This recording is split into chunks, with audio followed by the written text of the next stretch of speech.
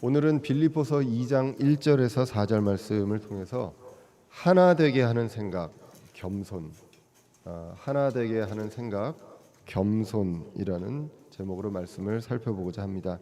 우리가 빌립보서를 계속 읽고 있습니다. 옥중 서신 중에 하나이고요. 바울이 하나님께서 바울을 통해서 지금 이 성경에 기록되기 한 10여 년 전에 빌립보 교회를 세우시고 그리고 옥중에서 이제 그 교회를 위해서 하나님께서 편지를 바울을 통해서 이제 보내고 있습니다. 1차는 빌립보 교회 성도들을 위한 것이고 그리고 지금 우리에게 주어진 이 성경은 모든 크리스찬들을 위해서 주신 성경으로 우리가 믿고 있습니다. 당시 상황을 보면 바울과 빌립보 교회 모두가 고난에 있습니다. 그래서 기뻐하기 어려운 상황인데 하나님께서 특별히 옥중에서 고난받고 있는 바울을 통해서 빌립보 교회에 위로의 말씀과 그리고 권면의 말씀을 주고 있습니다. 우리가 위로받는 것은요, 지금 편안하게 잘 살고 있는 그런 사람이 충고하기 때문에 위로받는 것이 아니라 어떻게 보면 같은 고난을 받고 같이 공감할 수 있는 사람이 그 내용들을 공감하고 그것에서 이해할 때 더욱더 큰 위로를 받을 수 있다고 믿습니다. 어떻게 보면 하나님께서 같은 고난을 받고 있는 그 바울을 통해서 빌립보 교회, 고난받는 빌립보 교회에 그러한 위로를 주고 있는 것으로 이제 보여집니다. 그래서 이 빌립보서는 문안 인사와 위로로 시작을 하게 됩니다. 그러면서 이제 바울은 그리스도의 심정으로 그들을 아끼면서 사랑한다라고 이야기합니다. 그러면서 이제 옥중에서 본인 건사하기도 힘든 상황에서도 그 빌립보 교회를 기억하고 또 기뻐하면서 기도하고 있다라고 이야기를 합니다. 그리고 그들에게 위로의 말을 전합니다.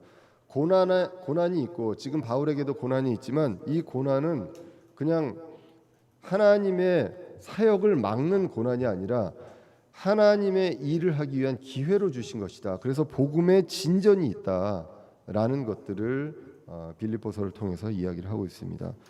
우리는 이러면서 이제 바울의 어떤 기뻐하는 모습을 보게 됩니다. 그걸 보면서 이제 우리의 모습들을 보게 됩니다. 사람들이 기뻐할 수 있는 것, 우리 크리스찬이 기뻐할 수 있는 것은 내 처지가 너무 감사해서 기뻐하는 것이 아니라 처지를 보고 한탄하지 않고요.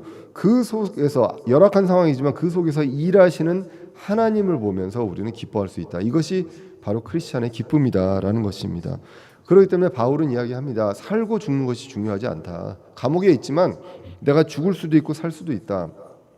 오히려 죽는 것이 나에겐 더 낫다라고, 그것이 더 이득이다라고 이야기를 합니다.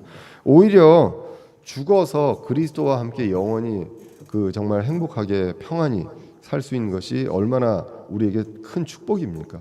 그런데 그것을 바랄 수 없다라고 이야기합니다. 왜냐하면 나에게 맡겨진 미션이 있기 때문이다. 어떠한 상황에서도 그리스도를 높이고 성도와 지체에게 기쁨이 되는 이러한 사역을 하는데 지금 빌립보 교회와 또 어떤 바울을 필요로 하는 그러한 사람들의 어떤 하나님의 사역이 있기 때문에 그것들을 위해서 나는 그것을 바랄 수 없다라고 이야기를 하고 있습니다. 자, 그러면서 이제 27절부터는 위로를 하고 그다음에 권면으로 이어지게 됩니다. 이 권면을 통해서 이야기하는 것은 함께 싸우라는 것입니다. 지금 영적 전쟁의 시대이기 때문에 1대1로 싸우는 것이 아니라 함께 싸워라라는 것입니다. 그러면 함께 싸우는 그 길은 무엇이냐? 교회에서 저와 여러분들 그 지체들의 행실이 그리스도의 복음이 되는 것이다라고 27절에서 이야기합니다. 그리스도의 복음에 합당한 행실을 하라라는 것인데 그 원뜻을 보면 우리의 행실이 그리스도의 복음이 되어야 한다. 우리의 행실을 통해서 그리스도의 복음이 전해져야 한다는 것입니다. 그래서 한 영 안에서 굳게 서서 복음의 믿음을 위해서 함께 싸운다라고 합니다. 한 마음으로 그 전쟁에 있어서 한 마음으로 싸우는 것이 중요하다라는 것입니다. 단결해서 한 마음으로 싸우라는 것입니다. 그러면서 이제 30절에서 이야기하는 것이 바울과 빌립보 교회가 떨어져 있지만 그러나 또 다른 종류의 고난을 받는 것 같지만 우리는 동일한 고난, 그 속에서 동일한 싸움을 하고 있다라는 것입니다. 무엇이냐면 영적인 싸움이기 때문입니다. 우리가 육체적으로 그리고 현실적으로 다른 종류의 고난이 있을 수 있지만 우리는 영적인 싸움을 하기 때문입니다. 그래서 다시 한번 이야기하지만 1대1로 대적에게 마귀를 대적해서 싸우라는 것이 아니라 함께 싸우라는 것입니다. 교회 지체들과 함께 싸우라라는 것입니다. 그래서 한 영 안에서 한 마음과 함께 마음으로 함께 싸우는 것이 중요하다라고 하면서 1장을 맺게 되고 그리고 이제 2장으로 이어집니다. 너희와 내가 동일한 싸움을 하고 있느니라라고 하고 1절에서 2장 1절에서 그러므로라고 이야기를 하고 있습니다. 그래서 2장 1절에 보시면 그러므로 그리스도 안에서 무슨 안위나 사랑의 무슨 위로나 성령의 무슨 교제나 무슨 인정이나 긍휼이 있거든이라고 이야기를 합니다. 자, 이것은 이제 우리나라 말로는 있거든 이렇게 되어 있는데 영어로는 if입니다. if. 그래서 어떤 가정입니다. 이렇다면이라는 것입니다. 신자 안에서 있어야 하는 것, 자라가는 열매에 대해서 2장 1절에서 이야기를 하고 있습니다. 그래서 너희들이 이런 것들이 있다면 이 이야기는 무엇이냐? 너희들이 신자라면 크리스찬이라면으로 이제 짧게 이제 볼 수가 있습니다. 그래서 여기서 보시면 그리스도의 안위가 나오고요. 그리고 사랑의 위로, 그리고 성령의 교제, 그리고 인정이라는 것은 그 사람인의 정입니다. 그래서 그냥 사람의 정을 이야기합니다. 그래서 이 단어도 이제 바월이라고 해서 이게 빌립보서 1장 8절에서 그리스도의 심정으로라고 쓸 때 썼던 마음입니다. 그래서 마음을 이야기하고 그 다음에 긍휼을 이야기합니다. 여기서 무슨이라고 나온 거는 그냥 영어로 any입니다. 그냥 어떤 종류의 것들이라도 이러한 것들이 있다면입니다. 완벽한 것들이 있을 수 있고 그렇지 않은 것들이 있을 수도 있는데 그러한 어떤 것들이 있다면이라고 이야기를 합니다. 다른 단어는 그런데 여러분들 안위는 어떻게 생각하시는지 모르겠습니다. 안위. 이게 뭔가 대충은 뜻을 알겠는데 과연 이게 정확한 뜻이 무엇일까라는 생각을 할 수도 있는데 제가 어휘력이 딸려서 저는 그랬는지 모르겠습니다. 여러분들은 안 그랬는데 근데 저는 좀 그랬거든요. 이게 위로하고 뭐가 다른가라는 생각을 많이 좀 했었습니다. 그래서 이제 영어 성경으로 보면 이게 컨설레이션이거든요. 컨설레이션 같은 경우는 두 가지 의미로도 쓰입니다. 위로라는 말도 쓰이고요. 그리고 또 어떤 편안한 마음입니다. 그래서 위로를 해야 되는 이유 결국 뭡니까? 안위를 얻기 위해서 위로가 필요하다라는 뜻으로 이제 그 해석을 할 수 있습니다. 그래서 성경에서도 컨설레이션을 위로로 해석하기도 하고 또 안위로 해석하기도 합니다. 누가복음 2장 25절에 보시면 이제 시므온이 있죠. 예수님을 만나기 위해서 이제 그 성전에서 있었던 그 시므온이 있습니다. 그래서 이 시므온에 대해서 얘기를 하는 게 보라 예루살렘에 시므온이라는 사람이 있었는데 바로 그 사람은 의롭고 독실하여 이스라엘의 위로를 기다리는 자더라라고 나옵니다. 거기서 이스라엘의 위로할 때 그 위로를 컨설레이션이라고 합니다. 그런데 이제 오늘 본문에서는 이제 그 안위로 번역을 했습니다. 그리스도 안에서 그리스도의 위로를 통해서 그리고 격려를 통해서 얻는 그런 편안한 마음으로 볼 수가 있습니다. 자, 위로나 안위가 필요한 거는요. 왜 필요하냐면 우리의 상태가 굉장히 안 좋기 때문에 위로가 필요하죠. 어려운 상황이고 슬프고 기쁠 때 누가 위로를 합니까? 슬프고 고난이 있을 때 우리는 위로가 필요하고 그 위로를 통해서 안위를 얻게 됩니다. 고린도후서 1장 5절에 보시면 이렇게 기록됩니다. 그리스도의 고난이 우리 안에 넘치는 것 같이 그리스도의 고난이 우리 안에 넘치는 것 같이 우리의 안위도 그리스도로 말미암아 넘치는도다. 우리가 고난을 당해도 그것은 너희의 안위와 구원을 위한 것이요 혹은 우리가 위로를 받아도 그것은 너희의 안위와 구원을 위한 것이니 이 구원은 우리도 당하고 있는 동일한 고난을 견디게 하는 효력이 있느니라라고 하면서 이제 이 고린도후서 1장 이 다음 구절들에서 건지심이 나옵니다. 그래서 우리를 큰 죄에서 큰 사망에서 건지셨고 그 구원에 대한 게 나오고 지금도 건지시고 건지시리라는 것. 예, 그래서 이 건지심 이것들을 이제 이야기를 하고 있는 것이 이제 고린도후서에 나오게 됩니다. 히브리서 6장 17절에도 이렇게 기록됩니다. 이러므로 하나님께서도 약속의 상속자들에게 자신의 계획이 불변함을 더욱 풍성히 보여주시려고 그 일을 맹세로서 확증하셨나니 이것은 우리 앞에 놓인 소망을 붙잡으려고 피난처로 도피한 우리가 하나님께서 거짓말할 수 없는 두 가지 불변한 것으로 말미암아 확고한 안위를 얻게 하려 하심이라라는 것입니다. 고난 속에서 그리스도를 통해서 우리는 확고한 안위를 얻는다라는 것입니다. 여기서 이제 히브리서 6장 18절에서 두 가지 불변한 것은 앞에 구절에서 나온 것처럼 약속과 맹세라고 제가 이제 그 히브리서 강의 때 말씀드린 적이 있습니다. 자, 그래서 우리가 그리스도를 통해서 확고한 안위를 얻을 수 있습니다. 자, 그러면 우리가 신자라면 이러한 안위가 우리 안에 있다라는 것입니다. 무슨 안위? 그죠? 자, 그래서 우리가 항상 진짜 변함없이 우리가 안위가 있을 수도 있습니다. 그렇지만 그렇지 못할 때도 있습니다. 그런데 그런 어떤 종류라도 안위가 있다면, 그리고 사랑의 위로가 있고요, 그리고 교제가 있고 인정이 있고 그리고 긍휼이 있다면, 조금이라도 뭐 완벽하고 영원한 게 아니다 할지라도, 변치 않는 것이 아니라 할지라도 있다면이라고 나오고 2절로 이어집니다. 그래서 1절과 2절 이어보면 그러한 것이 있다면 그렇거든 내 기쁨을 성취하라 라고 이야기를 합니다. 만약에 너희들이 신자라면 내 기쁨을 성취해야 한다라는 것입니다. 바울을 이야기합니다.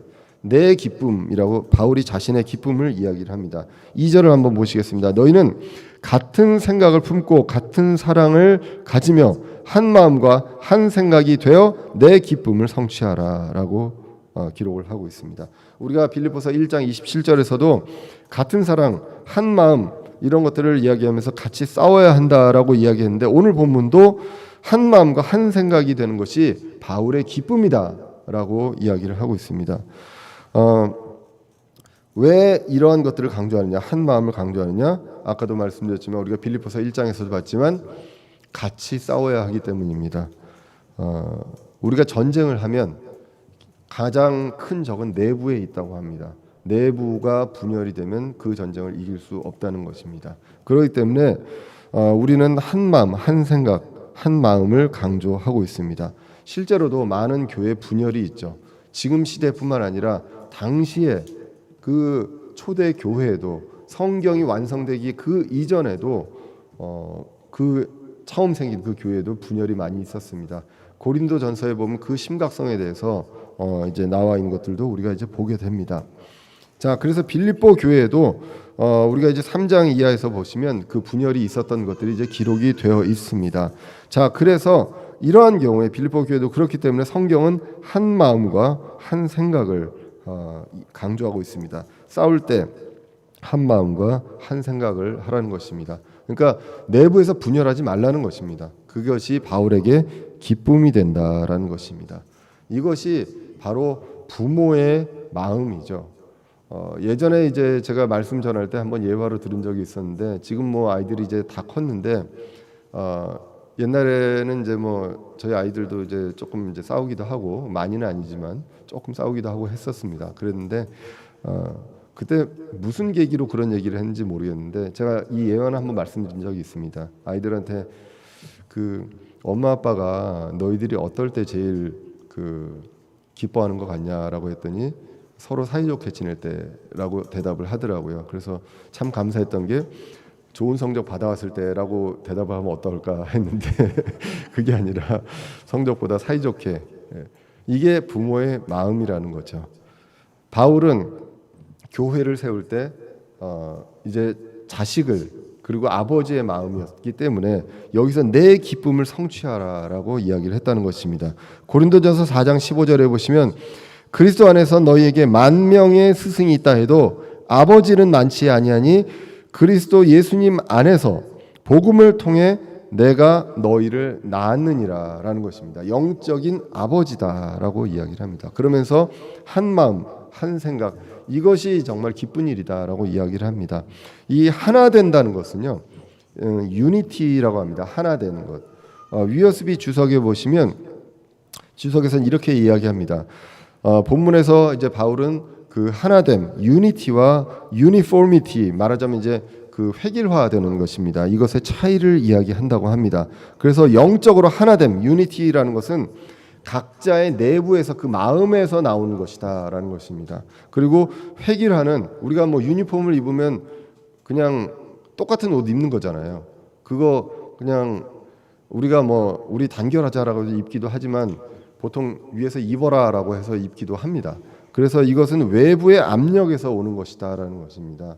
그래서 그렇게 봤을 때 하나됨은 우리 마음에서 각자에서 나오게 됩니다. 서로가 다르지만 조화를 이루어서 그리스도 안에서 그분의 마음과 생각으로 하나가 되는 것입니다. 지금 우리 교회에 이렇게 모였고요. 우리 임동성 형님 아까도 말씀하셨지만 많은 보이지 않는 그 봉사를 하시는 분들이 있습니다. 일찍 오셔서 여러 가지 이제 정리도 하고 소독도 하고 여러 가지 것들을 해주시는, 그리고 방송과 여러 가지를 해주시는 그런 형제 자매님들이 계십니다.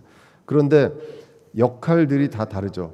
그 역할들을 보면서 내가 할 수 있는 역할들이 있는데 이것을 그 하라고 하나님께서 어쩌면 대전의 침례교회 지체로 불러주셨는지도 모르겠습니다. 자, 그래서 다른 것들을 하지만 우리는 한 마음 한 생각으로 하나가 된다는 것입니다. 자, 그러면 이렇게 하나가 되라고 하면서 그 길이 무엇이냐라고 하면서 나오는 말씀이 바로 3절에서 겸손입니다. 3절에 보시면 어떤 일도 다툼이나 헛된 영광으로 하지 말고 오직 겸손한 생각으로 각각 자기보다 남을 낮게 여기며라고 합니다. 낮게 여긴다는 것은 높이라는 것입니다. 귀중하게, 더 소중하게 나보다 더 나은 사람이다라고 여기라라는 것입니다. 오늘 3절은 본문 전반부와 후반부가 대비되어 있습니다. 뭘 하지 말라고 하고 그리고 하라고 하는 내용으로 이제 기록이 되어 있죠. 그래서 먼저 나오는 것이 다툼과 헛된 영광입니다. 다투지 말라고 하고요. 헛된 영광으로 하지 말라라는 내용이 나옵니다. 이 헛된 영광이라는 것이 이제 그 vain glory라고 나와 있는데요. 단어가 이게 두 단어로 되어 있습니다. vain이라는 단어하고 glory라는 단어로 나와 있는데 vain은 헛되고 공허하다는 내용이죠. 비어 있다는 얘기고 glory가 영광입니다. 그래서 vain glory 한 단어로 되어 있는데 헛된 영광으로 하지 말라는 것은 결국 이거는 허영심이라는 것입니다. 허영. 그래서 이제 마제스티판에는 허영심으로 번역을 했습니다. 근데 헛된 영광, 뭐 허영심 이게 다르다는 내용이 아니라 혹시나 이걸 가지고 판이 달라지면서 단어가 달라졌네라고 생각 안 하셔도 된다는 것입니다. 그 유사한 의미인데 조금 더 아마 이제 표현을 좀 이해하기 쉽게 한다고 허영심으로 한 것 같습니다. 웹스터 사전에서도 이제 vain glory는 부풀리는 마음, 부풀리는 행위라고 합니다. 내가 있는 것보다도 훨씬 더 부풀리고 안에는 비어 있으면서 하는 그러한 것들을 이야기를 하게 됩니다. 이러한 것들이 하나됨을 방해한다는 것입니다. 다툼과 허영심이 하나됨을 방해하고 분열을 일으킨다라는 것입니다. 결국 무엇입니까? 자신을 드러내고 싶은 마음이 있는 것이죠. 아까도 말씀드렸지만 여러 봉사하는 형제 자매님들이 있는데 아마 여러분들 잘 모르실 것입니다. 누가 어떤 일을 하는지. 그런데 이렇게 묵묵히 뒤에서 누가 하는지 모르고 하는 그러한 분들이 있는 반면에 이제 어떤 이제 교회에서는 보통 자신을 드러내고 싶은 그런 마음이 있고요. 그러한 것들이 다툼을 일으키게 하고 또 그 허영심이 또 분열을 일으키게 한다라는 것입니다. 이것이 더 나아가서는요, 겸손의 반대인 교만을 일으키게 됩니다. 그래서 잠언 16장 18절에 보시면 멸망에 앞서 교만이 나가며 넘어짐에 앞서 거만한 영이 있느니라라는 것입니다. 이게 이제 유명한 그 우리 개역성경의 말씀으로는 교만이 패망의 선봉장이다라는 것. 저는 그 말이 조금 더 좋은 것 같습니다. 예, 이게 멸망에 앞서 교만이 나가며 하니까 이게 뭐가 앞서서 뭐가 나간다는 것 같은데 결국은 이거 한 단어로 하면 교만이 멸망의 선봉장이다. 이게 조금 더 그 시적인 표현이 아닌가 싶습니다.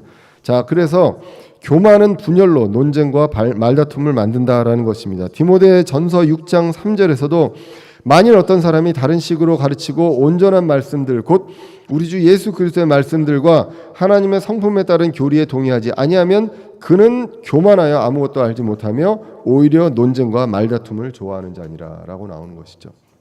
그래서 교만은 논쟁과 말다툼 지금 아까 나온 분열과 다툼을 일으킨다는 것입니다. 그래서 우리는 겸손이 필요하다. 교회 내에서 베드로전서 5장 5절에서도 너희 젊은 사람들아 이와 같이 장로에게 복종하고 참으로 너희가 다 서로에게 복종하며 겸손으로 옷 입으라. 하나님께서 교만한 자는 물리치시고 겸손한 자에게는 은혜를 주시느니라 라는 것입니다. 논쟁과 시기는 그런 것과 성령 안에서 걷는 것은 반대입니다.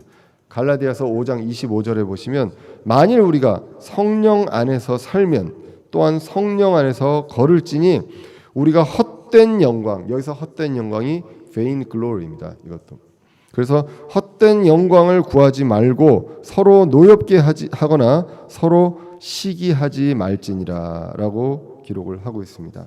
자, 그래서 성령 안에서 살면 이러한 것들, 헛된 영광, 그리고 서로 노엽게 하거나 시기하지 않는다라는 것. 그럼 우리가 성령 안에서 걸으면 무엇을 한다는 얘기입니까?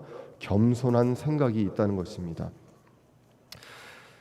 우리 교회는 정말 안 그런데 정말 제가 감사하고 정말 제가 한 것 없고 제가 잘한 것 없는데도 이러한 지체분들이 저와 함께 한다는 걸 정말 진짜 감사합니다. 진짜 거짓말이라 정말 감사드리거든요. 그런데 다른 교회에서 많은 교회는 성도들이 자신을 드러내려고 하죠. 자신을 드러내려고 허영심으로, 그리고 사람들에게 보여지려고 하는 일들을 참 많이 합니다. 그리고 더 나아가서 목사가 뭐라고 목회자한테 인정받고 싶어하는 그러한 분들이 많이 있는 것들을 보게 됩니다. 그런데 성경은 반대로 겸손한 생각을 이야기하고 있습니다. 그래서 오늘 본문도 겸손한 생각, 오직 겸손한 생각으로 각각 자기보다 남을 더 낮게 여기라라는 것입니다. 자, 잠언 15장 33절에서는요 이렇게 기록합니다. 주를 두려워하는 것이 지혜의 훈계니 명예에 앞서 겸손이 있느니라라는 것입니다. 겸손은 왜 있습니까? 우리가 주를 두려워하는 것이 있기 때문에 겸손이 시작을 합니다. 그 주님 앞에서는 겸손해질 수밖에 없습니다. 그리고 우리가 이제 볼 수 있는 것은 예수님의 겸손입니다. 겸손은 결국 우리를 낮추는 것인데 그 낮추는 것을 이야기하면서 오늘 본문 3절 4절 사이 겸손을 이야기하고 다음 주에 볼 5절 이하에서는 이 겸손에 대한 완전한 롤모델 예수님을 이제 보여주는 그 말씀들이 5절 이하에서 이제 나오게 됩니다. 마태복음 11장 28절에서도 예수님은 이렇게 말씀하십니다. 수고하고 무거운 짐진 모든 자들아 너희는 내게로 오라. 내가 너희에게 안식을 주리라. 나는 마음이 온유하고 겸손하니 너희 위에 내 멍에를 메고 내게 배우라라는 것입니다. 온유와 겸손을 배우라라는 것입니다. 예수님의 온유와 겸손을 배우라라고 이야기를 합니다. 성경에서 겸손은 나보다 나은 자를 우러러보고 또 나의 초라함을 보라는 것이 아닙니다. 겸손과 자기 비하는 완전히 다른 내용입니다. 이 예수님도요 자신을 낮추셨거든요. 예수님이 자기 비하하거나 예수님이 초라함을 나타내시지 않습니다. 왜냐하면 예수님은 하나님이시기 때문에. 그런데 그 존귀하신 분께서 자신을 낮추신 것입니다. 왜? 섬기기 위해서 낮추신 거거든요. 그것을 우리는 분명히 볼 수가 있습니다. 그래서 성경에서 얘기하는 겸손은 우리가 얘기하는 겸손과 다릅니다. 그래서 상대적으로 자기를 낮추고 상대적으로 다른 사람을 높이는데 그런데 나에 대한 어떤 자존감이 있어야 하는 것이죠.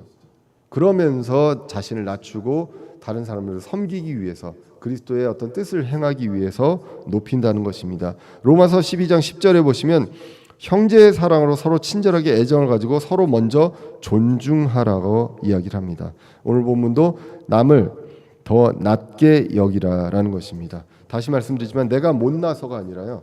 타인을 존중하라는 것입니다. 높이라는 것입니다. 우리가 행동뿐만 아니라 가장 잘 존중할 수 있는 것이 말이죠. 대화입니다.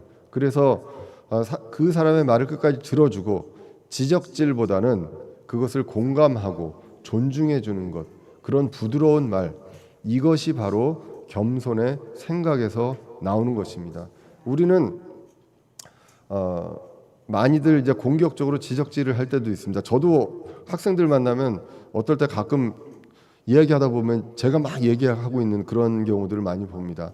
어떻게 보면 학생들은 저한테 얘기를 하고 들어줄 수 있는 사람들이 필요한지 모르겠는데 어느 순간에 보면 제가 더 얘기를 많이 하고 있는 저의 그 부족한 모습들을 보게 됩니다. 어떨 때는 말을 끊고 이야기하기도 하고 그런 모습들을 이제 보게 됩니다.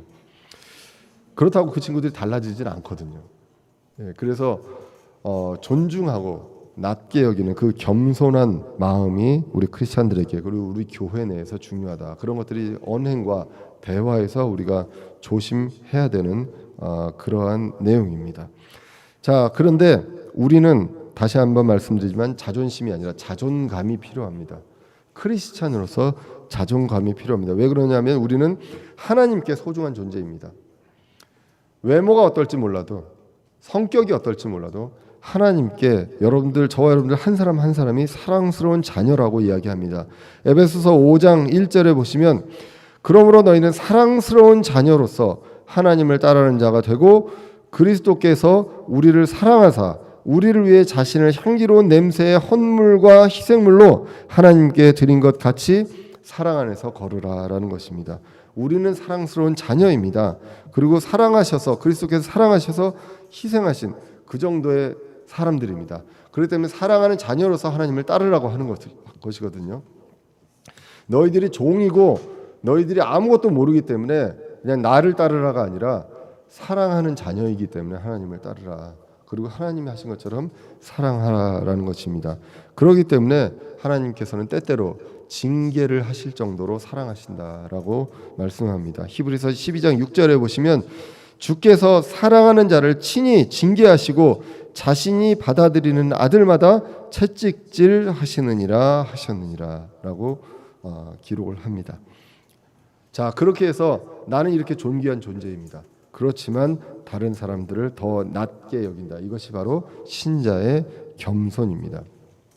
먼저 나를 제대로 보고요. 내가 어떠한 상황인지 그리고 내가 어떤 존재인지를 제대로 보고 그 자존감이 있고 그리고 사람들을 존중하게 됩니다.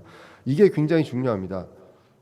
절대 자기 비하를 하거나 자기를 업신여기면 안 된다는 것, 그것을 분명하게 우리 신자들에게 그리고 우리 자라나는 세대들 아이들에게 키워줘야 하는 것입니다. 너희는 어떻게 생겼건 그리고 목소리가 어떻건 무엇을 잘하건 못하건 하나님이 사랑하는 자녀이다. 이것을 우리 아이들에게 충분하게 심어 주어야 합니다. 9월 15일자 이제 그 월스트리트 저널에 있습니다. 미국의 이제 대표적인 신문인데요. 거기에서 이제 나온 기사가 지난주에 미국에서 한참 핫했습니다. 그래서 페이스북의 주가가 폭락을 했거든요. 그게 무엇이냐면 페이스북에서 내부 문서가 유출이 됐습니다. 그래서 이제 구글에서 여러분들이 뭐 혹시 검색을 해보시려면 WSJ입니다. 월스트리트 저널 WSJ거든요. 월스트리트 저널하고 더 페이스북 파일스 이렇게 검색을 하면 굉장히 많은 기사들이 나옵니다. 영어로 되어 있는 거 제가 잘난 척하는 게 아니라 저도 영어로 보고요. 그리고 혹시나 다른 분들이 어떨까 해가지고 구글에 보면은 자동 번역이 있거든요. 한글로 다 번역이 됩니다. 웬만하면 다 이해가 될 수가 있어요. 그래서 그런 것들을 보시면 좋겠는데 내용은 요약하면 이렇습니다. 페이스북의 대표인 마크 저커버그가요. 어떤 소셜 네트워크라고 하죠. SNS의 그 위험성에 대한 연구를 내부에서 했었습니다. 그래서 굉장히 위험하다. 외부의 전문가를 통해서도 페이스북에서 운영하는 페이스북과 인스타그램과 여러 SNS가 있죠. 이런 것들이 굉장히 위험하다라는 결론을 내렸습니다. 특별히 인스타그램은 10대 여성 청소년들에게 매우 유해하다라는 것을 결과로 갖고 있었더라고요. 그래서 2000년대에 비해서 2010년대에 여성 청소년들 자살률이 2배로 증가를 했었습니다. 그 데이터가 페이스북에 있었습니다. 그리고 이제 조사를 한 내용을 보면 여성 10대 아이들이 인스타그램을 보고요. 30% 이상이 자신이 굉장히 초라함을 느꼈다라고 이야기를 했다는 거예요. 그래서 이 특성이 페이스북과 인스타그램이 조금 다른데요. 인스타그램은 주로 이제 사진들이 나오는데 저도 많이 써보지는 않아가지고 그런데 사진들이 많이 나오고 자신의 어떤 굉장히 그 좋은 핏 이런 것들이 많이 나오나 봐요. 그래서 이제 그런 것들을 보면 그 AI가 계속 돌려서 그 사진만 계속 나오게 하죠. 저는 그 최근에 이제 학생들 그 학생회 저희 학과 학생회가 인스타그램을 한다고 해서 가입을 해서 이제 해보니까 웬 그 유럽의 그 사진 그 풍경 자연 풍경이 나오더라고요. 제가 자꾸 거기를 가고 싶은지 스위스가 계속 나와요. 그러니까 그런 것처럼 이제 관심 있는 것들을 계속 이제 AI가 돌려주는데 아이들은 아무래도 자신의 외모에 대한 부분들을 이제 보겠죠. 그러면 외모가 거의 완벽한 수준에 있는 사진들만 계속 나오는 거죠. 그러면서 거기에서 이제 그 자괴감을 이제 느낀다. 이게 제 얘기가 아니라 거기 내부의 연구 결과로 나와 있는 내용입니다. 그리고 이제 페이스북 같은 경우는 이제 2018년 이 정도 돼가지고 알고리즘을 완전히 바꿨거든요. 그 전에는 어떤 일이 있었냐면, 그러니까 페이스북을 계속 진행을 하다가 사람들의 이용률이 떨어지는 거예요. 그래서 2018년도에 알고리즘을 바꿨다라고 신문에 나와 있습니다. 어떻게 바꿨냐면 사람들이 좋아요를 누르잖아요. 그거 안 해보신 분들도 있으면 안 하셔도 됩니다. 굳이 할 필요 없습니다. 좋아요를 누르는 사람도 있지만 싫어요, 화나요를 누르는 사람들이 있거든요.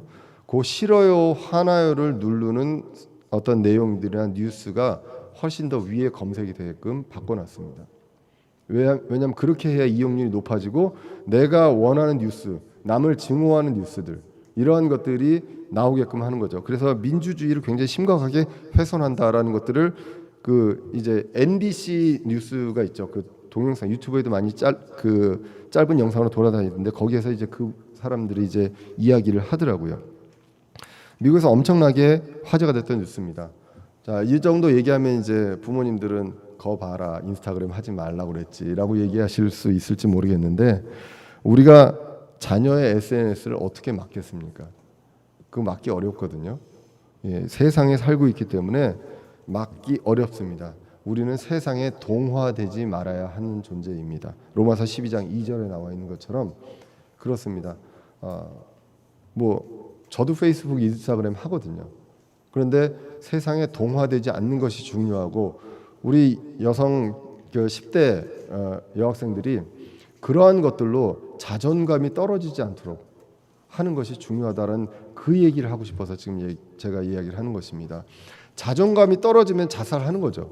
그런데 자존감이 떨어지지 않고 나는 저 친구보다 허리가 가늘지 않고 저 친구보다 다리가 길지 않아도 하나님께서 나를 사랑하시고 이 모습 이대로 사랑하시고 그리고 하나님께서 나를 귀하게 쓰실 것이다라는 그 믿음과 그 자존감이 있으면 그걸로 우리는 이 세상에 동화되지 않을 수 있다는 것이죠. 그래서 이러한 부분들에 있어서 세상은 그렇게 갑니다. 계속. 그래서 지난주에 페이스북 주가가 폭락을 했어요. 그렇게 하고 앞으로도 그렇게 갈 겁니다. 아무리 나라가 제재를 하려고 해도요. 이미 몇 년 지나간 다음에 그러한 심각성을 알게 되고 그동안에 수많은 사람들이 죽게 되거든요. 그러한 일들이 이제 충분히 발생할 수 있는 세상이라는 것입니다. 그래서 우리는 나를 사랑하신다는 그 확신, 흔들리지 않는 확신이 필요하고 나를 사랑하는 만큼 형제들도 사랑한다. 이것이 필요하다는 것입니다. 그래서 부족함이 보이고 외모가 그렇다 하고 성격이 그렇다 하더라도 존중하고 나보다 낮게 여기는 사람, 마음 그러한 것들이 필요하다라는 것입니다. 성경적인 겸손의 특징 중에 하나가 이제 그 다음에 나옵니다. 남을 돌아본다는 것입니다. 결국 남에 대한 얘기입니다. 마음을 존중하고 높이는 것뿐만 아니라 돌아보라라고 12장 4절에 나오게 됩니다. 각 사람이 자기 일들만 돌아보지 말고 각 사람이 남의 일들도 돌아보라라는 것입니다. 자기 일들만 돌아보지 말고라는 얘기는 자기 일들 돌아보지 말라는 것이 아니라 자기 일도 돌아보지만 그것만 하지 말라라는 것이죠. 그래서 나 자신도 살피고 내 신앙 상태도 살피고 이런 것들도 분명하게 살펴야 합니다. 그렇지만 그러한 것들 말고 남의 일들도 살펴보아야 한다는 것입니다. 히브리서 10장 24절에 보시면 서로를 살펴봐 사랑과 선한 행위에 이르도록 격려하라라고 이야기합니다. 그리고 히브리서 12장 15절에 보시면 부지런히 살펴 하나님의 은혜에 이르지 못하는 자가 없게 하고 쓴 뿌리가 돋아나 너희를 괴롭게 하거나 그것으로 말미암아 많은 사람이 더럽게 되지 않도록 하라라는 것입니다. 그리고 로마서 15장 1절에 보시면 이렇게 기록됩니다. 그런즉 우리 강한 자들은 마땅히 약한 자들의 연약함을 담당하고 우리 자신을 기쁘게 하지 말아야 하리라라는 것입니다. 연약한 자가 있다고 해서 하대하는 것이 아니라 존중하고 높이고 그렇게 함으로 인해서 그 연약함을 담당합니다. 그래서 15장 2절에 보시면 우리 각 사람은 자기 이웃을 기쁘게 하여 그의 유익을 구하고 그를 세워주어야 할지니라. 여기서 세워준다라는 말 지난주에도 말씀드렸던 에디파이라는 단어입니다. 계속 같이 만들어가는 것입니다. 빌드해가는 것, 그러한 것들을 이야기합니다. 이러한 겸손이 한 마음 한 생각이 되게 하고 그 마음으로 싸울 수 있게 한다라는 것입니다. 그런데 이 생각이 바로 우리한테만 그렇게 하라고 하는 것이나 아니라 이 생각이 바로 그리스도의 생각이다라고 하는 것이 이제 5절에 나오는 말씀입니다. 우리는 그분의 본성에 참여하고요. 그리고 그분의 생각에 순종하는 자들입니다. 그렇기 때문에 우리가 예수님께서 보여주신 그 온유와 겸손 이것을 우리도 따를 필요가 있고 이것이 우리 교회 내에서 이 그 겸손을 통해서 우리가 하나 되게 하는 그런 일들이 풍성하게 이루어져야 한다는 것입니다. 주님 세우신 교회에서요 이러한 일들이 풍성해져서 그리고 서로의 성장에 도움을 주고 또 마귀의 공격에 함께 싸우는 그런 하나 되는 생각, 겸손을 함께 우리가 행하여가는 저와 여러분들 되시기를 간절히 기원합니다. 기도하겠습니다.